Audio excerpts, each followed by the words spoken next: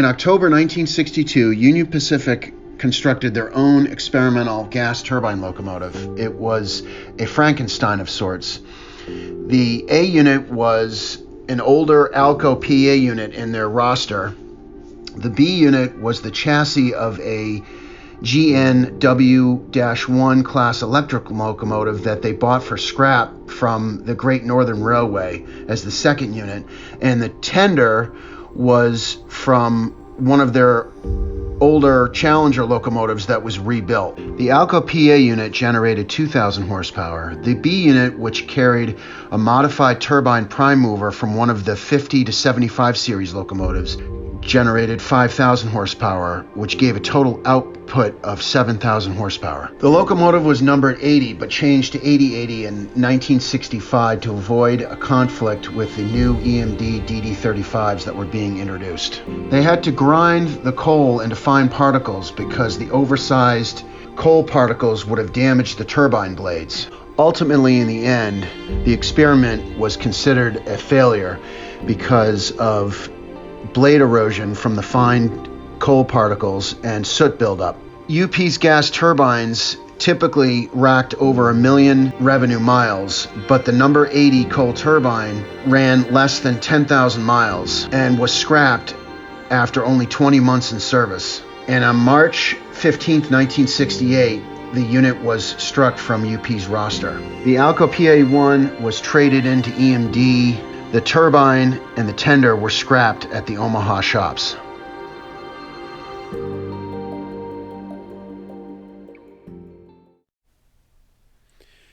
Okay, so MTH has released this engine in the past, but they decided to re-release it with the Proto 3 features. This engine was released in MTH's 2018 Volume 2 catalog. I ordered it in May of 2018, and it took about 15 months for me to get. So I had to practice a lot of patience on waiting for this engine. I was excited to get it. It's very unique. One of the things that I like to do in choosing an engine and for the engines that I buy is I like engines that are very unique. So this engine is one of a kind. Literally, only one was built. So the sound comes from the A unit. The B unit does not produce any sound, but it does have a very distinctive sound that you'll hear when I run it. It's pretty cool. It's got the flashing Mars light up top with the right above the main headlight down below at the front of the locomotive that you'll see in the video. Okay, to give you guys some of the physical dimensions of this locomotive, the total length of all three units together is 55 inches or 4 feet 7 inches.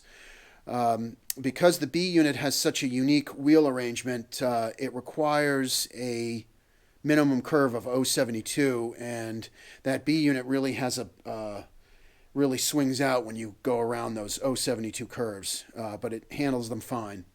The weight of the A unit is 4 pounds 12 ounces. The weight of the B unit is 7 pounds 3 ounces, and the tender is 6 pounds 3 ounces. The weight of the tender was quite a shock to me. That it's got a lot of weight to it, and I think they did that for stability and pulling the trains. Okay, with the side of the A unit, there's some nice detail. You've got the number board, the lighted number board here with the marker light. You've got the separately applied ladders on the front. You've got the separately applied windshield wipers on the windshields. You've got the door here with the rungs leading up to the door, and the door opens. It's spring-loaded. One of the things I like in particular about this engine is the grill work up here. It's like silver. The grill work is silver, and it's got a very fine mesh that you can actually see through.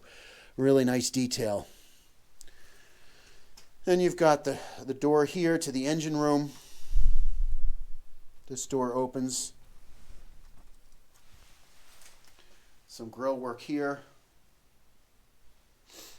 A couple of portholes, windows, and some ladders with separately applied handrails in the corners. And there's separately applied handrails here to either side of the middle engine room door. Okay, I wanted to show you guys the roof detail in particular because there are some extra elements and details on this particular engine because it is the turbine as opposed to a regular Alco PA. You've got some extra tanks up here. You have 4 tanks up here with individually applied lines in between them. Right here, and then you've got a line right here. And then you've got this extra unit up here on the left side of the rear of the engine. So some really nice extra detail. So I wanted to give you a view of the front of the locomotive. You've got the number boards on either side with the marker lights that light up here. Then you've got the right here is the flashing Mars light above the main headlight here, and then you've got the Union Pacific graphics here. Okay, continuing with the side of the B unit, you've got that metal mesh here. The part I like so much about this engine. You've got more of the mesh here, the top and the bottom, separately applied rungs for the ladder to access the roof. You've got a door here, door that opens. Then in here you can see they detailed what looked like the insides of the real engine. You can actually see through here, and you can see the insides of the engine, which is a nice touch inside this grill work. Got the nice 80B back here. More of the mesh, the steel grill work with the separately applied ladder. And you've got a door here, another door that opens. And then it's got this engine is a lot like the Penske Centipede wheel arrangement. It's got the 2-4-4-2 wheel arrangement. If you guys aren't aware, I do have a Pennsylvania Centipede locomotive that I did a video on a while back. That's quite an interesting locomotive. So I like all the piping here. Nice detail with the piping. Okay, with the roof on the B unit, there's a lot of detail going on here. Starting in the front, there's grill work that's actually see-through. And then you have a catwalk going up the middle. You've got some grill work here that you can actually see into the locomotive. This is the functional smoke. This is smoke comes out of these two square vents right here. And this is where you actually place the smoke fluid when you fill it up with smoke. And then you've got some catwalks that go around the exhaust and run down here. More catwalks. You've got the horn over here. This is another other smoke unit on the B unit.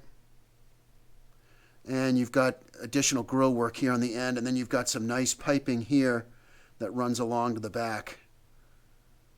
And there's some wiring here, right here. So I'm really impressed with the detail. And then you've got the steps going up to access to the roof over here in the front. Okay, continuing with the tender, you've got separately applied ladders here.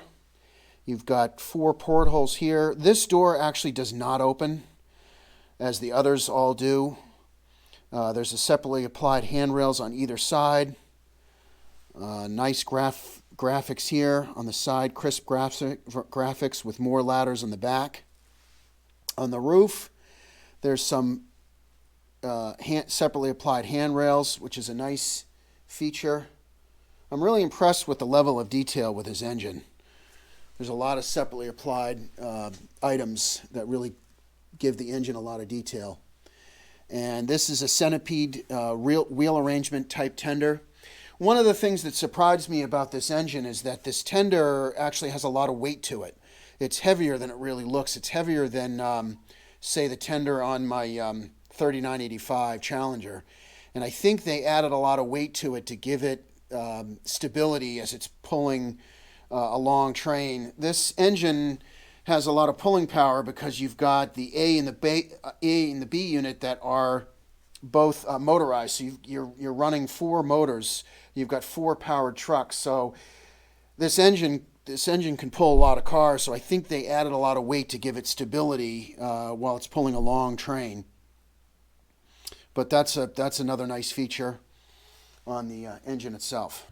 Okay, this is the underside of the A unit, the Alco unit. Each truck has 1 pickup roller.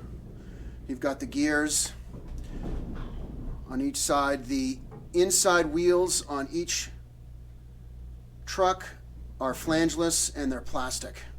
That's so it's able to negotiate the 072 minimum curve. Okay, I wanted to show you guys the underside of the B unit and all its wheels.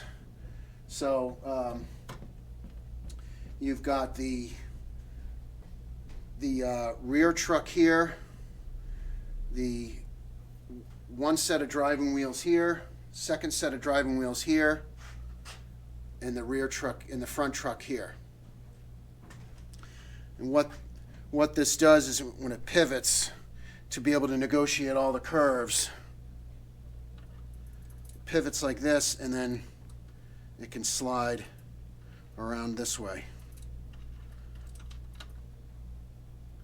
And you can see all the pickup rollers. Each truck has 2 pickup rollers. And lastly, here's the underside of the tender. You've got the centipede wheel arrangement, and then you've got the lead truck up here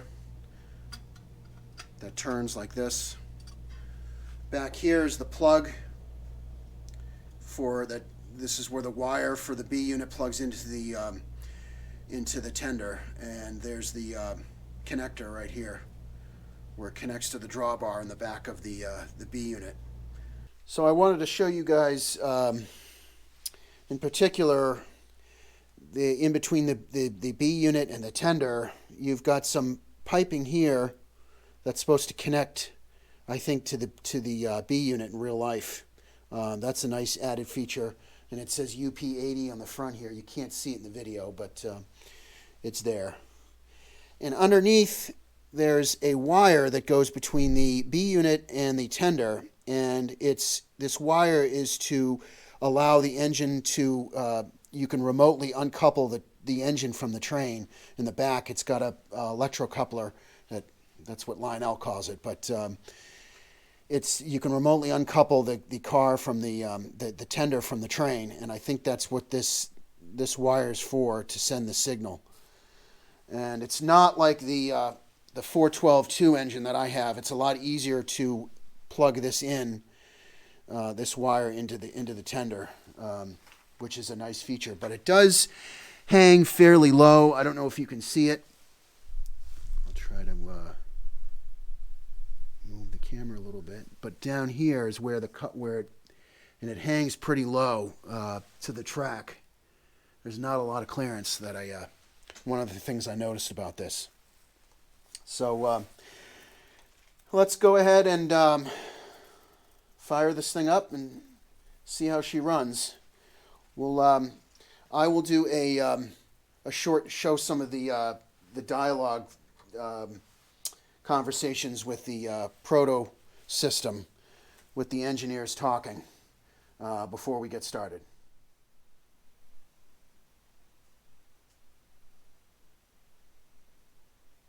If you interrupt now.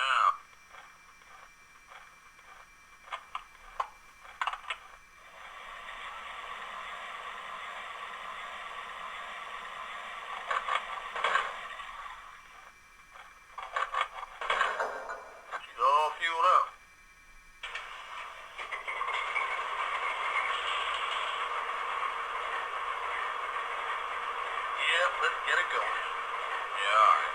Get the gas. All 6 of them feet lifted. Permission to depart. You're clear to go.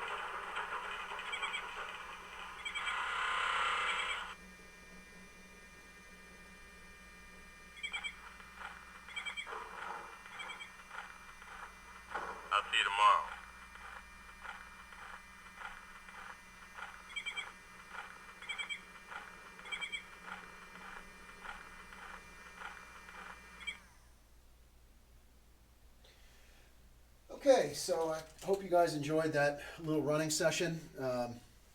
This is a nice running engine. I'm really happy with it. I think my favorite feature about this engine is the level of detail that MTH put into it. I think it's really phenomenal between, you know, the roof detail, the grills on the sides. I think they pulled out all the stops for the level of detail for this engine. So I hope you guys enjoyed this little video I made, and we'll see you next time.